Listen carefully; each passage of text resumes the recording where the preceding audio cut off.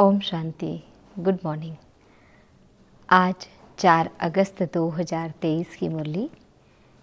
मीठे प्यारे बाबा हम बच्चों से कह रहे हैं, मीठे लाडले बच्चे, बाप आए हैं तुम्हारे लिए स्वर्ग की नई दुनिया स्थापन करने, इसलिए इस नरक से दिल न लगाओ, इनको भूलते जाओ। तो बाबा ने हम बच्चों से कहा, मीठे लाडले बच्चे, बाप आए हैं तुम्हारे लिए स्वर्ग की नई दुनिया स्थापन करने। इस समय परमात्मा इस संगम युग पर आते हैं, तो ये जो पुरानी दुनिया है इसको समाप्त कर नई दुनिया की स्थापना करते हैं। इसलिए इस नरक से दिल न लगाओ। अब जो चीज़ खत्म होने वाली है, जो समाप्त होने वाला है, उससे हम दिल नहीं लगाते। इसलिए इस दुनिया से, देह से भी, देह भी समाप्त हो जाएगा, देह के संबंध भी खत्म हो जाएंगे, ये दुनिया भी खत्म हो जाएगी, संपत्ति भी खत्म हो जाएंगे, सब कुछ समाप्त हो जाएगा, सब कुछ स्वाहा हो जाएगा। तो इसलिए बाबा कहते हैं कि इससे दिल नहीं लगानी है, इनको भूलते जाओ। बुद्धि से भूलते जाना है, क्योंकि मन और बुद्धि में ही बातें हम पकड़ कर रखते हैं। बाहर से तो सब कुछ से हम दूर हैं, डिटैच है, लेकिन जो भी चीज़ें अगर हमें परेशान करती है, सबसे ज़्यादा अटैचमेंट हमारे विचारों पर है। पकड़ कर रखते हैं बातों को, किसी व्यक्ति को, किसी की यादों को, संपत्ति को, पद को, प्रतिष्ठा को, हर चीज़ हमारे बुद्धि में रहती है। इसलिए वो अहंकार होता है, और अहंकार के साथ साथ हमारे जीवन में दुख, तकलीफ, चिंता सब कुछ बढ़ती जाती है। अब बाबा हम बच्चों से प्रश्न पूछ रहे हैं, रहम दिल बाप तुम बच्चों पर किस रूप से कौन सा रहम करते हैं। मीठे प्यारे बाबा क्या है, रहम दिल है, और हम बच्चों पर कौन सा रहम करते हैं। बाबा कहते हैं, उत्तर है, मैं बाप रूप से मीठी सैक्रीन बन तुम बच्चों को इतना प्यार देता हूँ। इस संगम युग पर बाबा का 3 रोल है। एक तो अविनाशी, हम आत्माओं के पिता तो है ही, लेकिन दूसरी, इस संगम युग पर, इस कलयुग के अंत पर जब परमात्मा आते हैं तो टीचर बनकर आते हैं। क्योंकि हम जो इस सृष्टि रूपी रंगमंच पर पाठ बजा रहे थे, अज्ञान काल में अज्ञानी होकर पाठ बजा रहे थे, हमें न खुद की पहचान थी, न खुदा की पहचान थी, न घर की पहचान थी, किस उद्देश्य से यहाँ हैं ये भी नहीं पता। तो अब तक हम अज्ञान के कारण ऐसे बहुत सारी गलतियाँ, बहुत सारे भूले कर गए, और आज हमारा जीवन बड़ा दुभर हो चुका है, दुख से भरा हुआ है।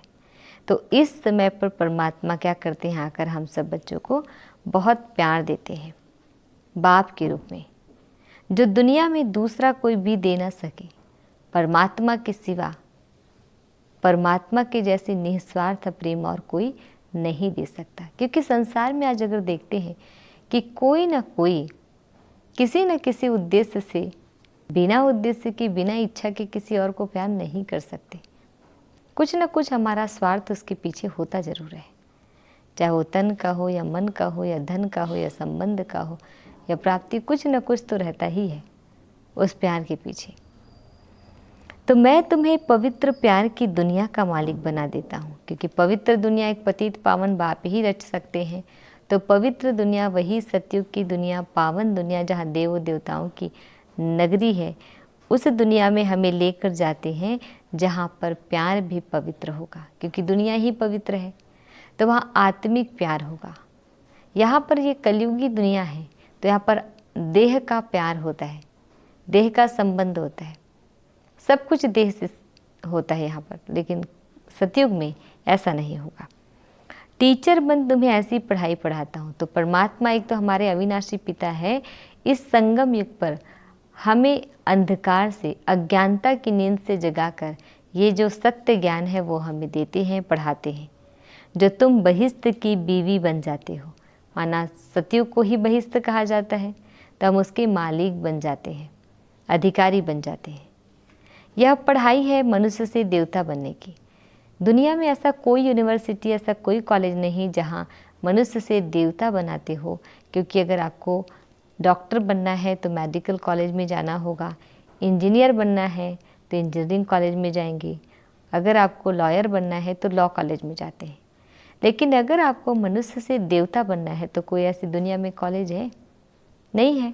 तो एक परमात्मा के द्वारा ही ये ईश्वरीय विश्वविद्यालय, जिसका पूरा नाम है प्रजापिता ब्रह्मा कुमारी ईश्वरी विश्वविद्यालय, इस विश्वविद्यालय की स्थापना परमात्मा करते हैं, जहाँ पर सारे विश्व की आत्माएं पढ़ सकते हैं। और यहाँ पर टीचर जो है हमें पढ़ाने वाला है स्वयं भगवान है, जो रथ का आधार लेकर, प्रजापिता ब्रह्मा का आधार लेकर हम बच्चों को पढ़ाते हैं। यह ज्ञान रतन तुम्हें विश्व का मालिक बना देते हैं, और यही जो अविनाशी ज्ञान रतन है, यही हम बच्चों को विश्व का मालिक बना देते हैं। आज गीत है, कौन है माता कौन है पिता। ओम शांति। अच्छा, मीठे प्यारे बाबा हम बच्चों को विश कर रहे हैं, मीठे मीठे सिकिल दे बच्चों प्रति माता पिता बाप दादा का याद प्यार और गुड मॉर्निंग। रूहानी बाप की रूहानी बच्चों को नमस्ते। अब हम बच्चे बाबा को विश करते हैं, हम रूहानी बच्चों की रूहानी बाप दादाजी को याद प्यार और गुड मॉर्निंग। नमस्ते नमस्ते नमस्ते। शुक्रिया बाबा, शुक्रिया। अच्छा, बाबा हम बच्चों को धारणा का 2 पॉइंट दे रहे हैं। फर्स्ट पॉइंट है, बुद्धि से बेहद का संन्यास करना है। जैसे कहते हैं ना, तन मन धन सब कुछ हमें त्याग कर देना है, देह देह के संबंध पदार्थों को त्याग करना है। माना बुद्धि से, जिसको बेहद का संन्यास कहा जाता है। हद का संन्यास माना सब कुछ छोड़ के हम चले जाते हैं, जैसे घर बार छोड़ के चले गए, पूरी संपत्ति को छोड़ के हम कहीं चले गए, तो उसको कहेंगे हद का संन्यास। यह है बुद्धि से बेहद का संन्यास करना। पुरानी देह सहित जो कुछ इन आँखों से दिखाई देता है, ये देह और जो कुछ भी इन विनाशी आँखों से विनाशी चीज़ें दिखाई दे रही है, उनसे ममत्व निकाल बाप और स्वर्ग को याद करना है। क्योंकि अभी ये अंतिम घड़ी चल रहा है, अंतिम समय चल रहा है, तो जितना हो सके इन सब साधनों से डिटैच होंगे, तभी हमें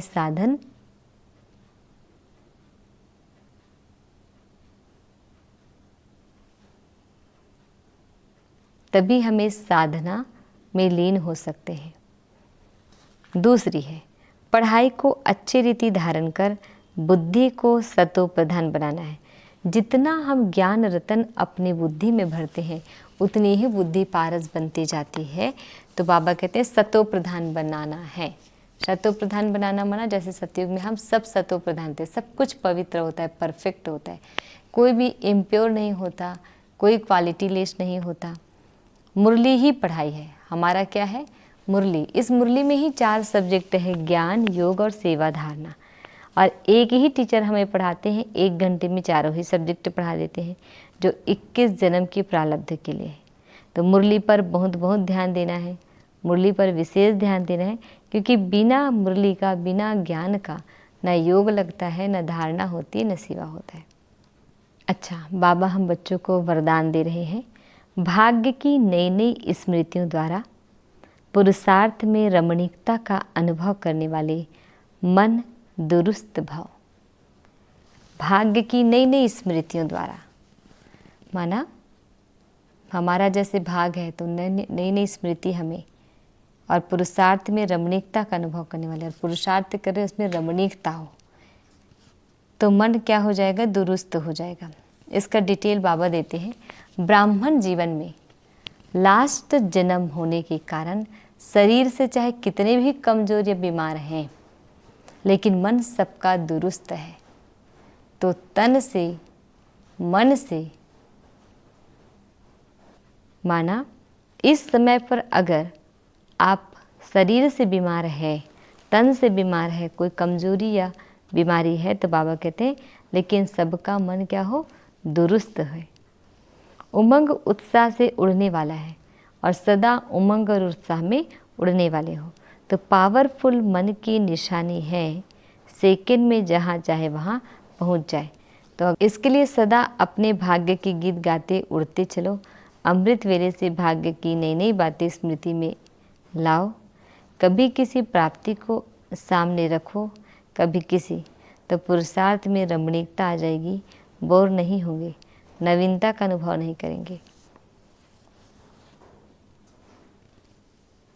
स्लोगन है, आगे पीछे सोच समझकर हर कर्म करो तो सफलता प्राप्त होती रहेगी। आगे पीछे कर्म सोचकर हर कर्म करो, सफलता प्राप्त होती रहेगी। ओम शांति।